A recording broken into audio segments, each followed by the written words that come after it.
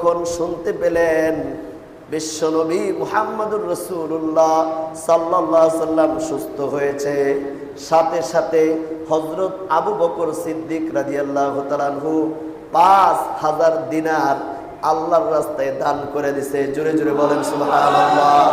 আল্লাহর নবীর খবর, সুস্থতার খবর যখন নবীর আরেক সাহাবী, তিনিও সাহাবী এবং নবীজির শ্বশুর, তার নাম হলো হযরত ওমর ফারুক রাদিয়াল্লাহু তাআলা আনহু, তিনি যখন সুস্থতা অনুভব করলেন, এটা যখন তিনি সংবাদ পেলেন, সাথে সাথে আল্লাহর রাস্তায় 7000 দিরহাম হযরত ওমর রাদিয়াল্লাহু তাআলা আনহু দান করে দিয়েছে। জোরে জোরে বলেন সুবহানাল্লাহ। আল্লাহর নবী সুস্থতার খবর যখন হযরত আলী রাদিয়াল্লাহু তাআলা আনহু পেলেন, হযরত আলী রাদিয়াল্লাহু তাআলা আনহু আল্লাহর নবীর সুস্থতার খবর শোনার সাথে সাথে হযরত আলী রাদিয়াল্লাহু তাআলা আনহু 3000 দিরহাম আল্লাহর রাস্তায় দান করে দিয়েছে। জোরে জোরে বলেন সুবহানাল্লাহ।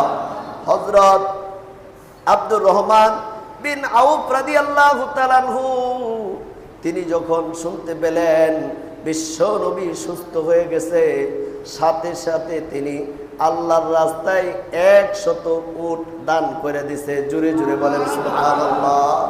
কয়শো উট? কয়শো? 100 উট আল্লাহর রাস্তায় দান করছে। আপনি চিন্তা করেন নবীর প্রতি কত প্রেম আর মুহাব্বত আর ভালোবাসা থাকলে নবীজি অসুস্থ হয়েছে, সুস্থতা বোধ করছে, এই কথা শোনার সাথে সাথে আব্দুর রহমান বিন আউফ রাদিয়াল্লাহু তাআলা আনহু 100 উট আল্লাহর রাস্তায় আল্লাহর জন্য দান সদকা করে দিচ্ছে। সুবহানাল্লাহ। কত প্রেম আর কত মুহাব্বত আর কত ভালোবাসা। কেউ স্বর্ণ দান করতেছে, কেউ রূপা দান করতেছে, কেউ ভেড়া দান করতেছে, কেউ দুম্বা দান করতেছে, যার যা তৌফিক আছে সব কিছু আল্লাহর রাস্তায় সদকা করতেছে। কেন? আখেরি জমানার পয়গম্বর নবী মুহাম্মদুর রাসূলুল্লাহ সাল্লাল্লাহু আলাইহি ওয়াসাল্লাম তিনি সুস্থ হয়েছেন।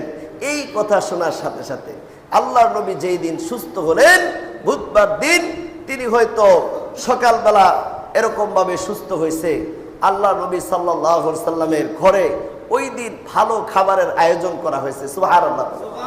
আল্লাহ নবী তার কলিজার টুকরা নাতিদেরকে নিয়ে ওই দিন হাসছেন এবং ভালো খাবার খেয়েছেন। আল্লাহর নবী তার 2 নাতিকে সাথে করে নিয়ে আল্লাহর নবী মসজিদে নববীতে যায় জামাতের সাথে সফর মাসের শেষ বুধবার আখেরি তাহার সোমবার ওই দিন আল্লাহর নবী জামাতের সাথে জোহরের নামাজ আদায় করছেন। জোরে জোরে বলেন সুবহানাল্লাহ। সবাই খুশি, সবাই খুশি। মদিনায় খুশির আমেজ শুরু হয়ে গেছে। মদিনার আকাশে, বাতাসে, পথে, প্রান্তরে, এরকম সাগরে, সব জায়গার মধ্যে একটা আনন্দের খুশির জোয়ার শুরু হয়ে গিয়েছিল। জোরে জোরে বলেন সুবহানাল্লাহ। কেন? আল্লাহর নবী সাল্লাল্লাহু আলাইহি সাল্লাম সেই দিন সুস্থতা বোধ করেছে। আল্লাহর নবী সাল্লাল্লাহু আলাইহি সাল্লাম আবার ওই দিনই আবার আসরের নামাজের পরে বিশ্বনবী সাল্লাল্লাহু আলাইহি সাল্লাম আবার অসুস্থ হয়ে গেছে।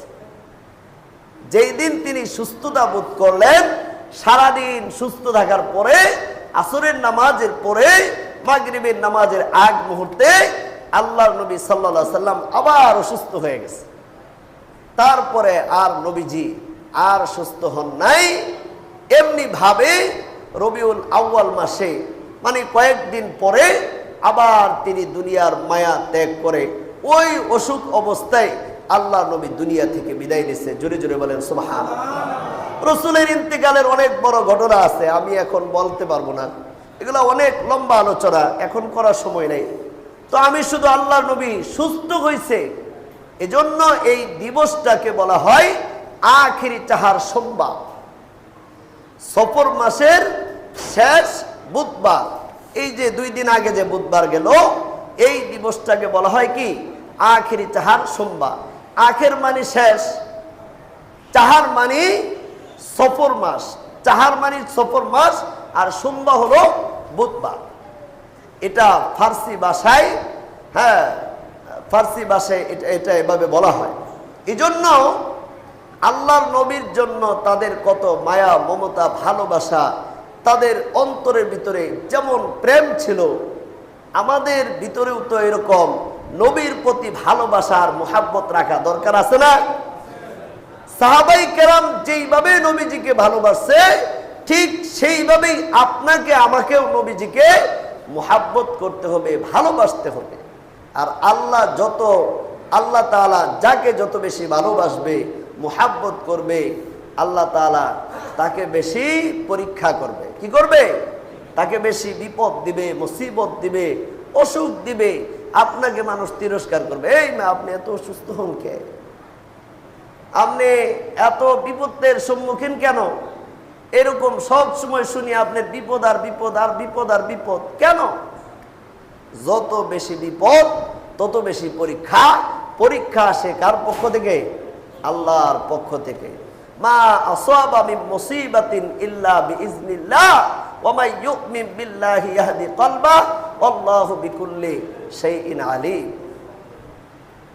এজন্য ভাই, নবীজি যেই দিবসে সুস্থতা বোধ করেছিলেন, সাহাবাই কেরাম ওই দিবসে দান সদকা করেছে।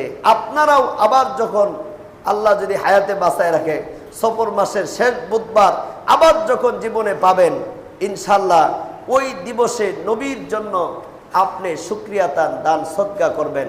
এটা সুন্নাহ। জোরে জোরে বলেন সুবহানাল্লাহ। আল্লাহ তাআলা আমাদের সবাইকে আলোচনা বুঝার, আমল করার তৌফিক দান করুন। আসসালামু আলাইকুম ওয়া রাহমাতুল্লাহ।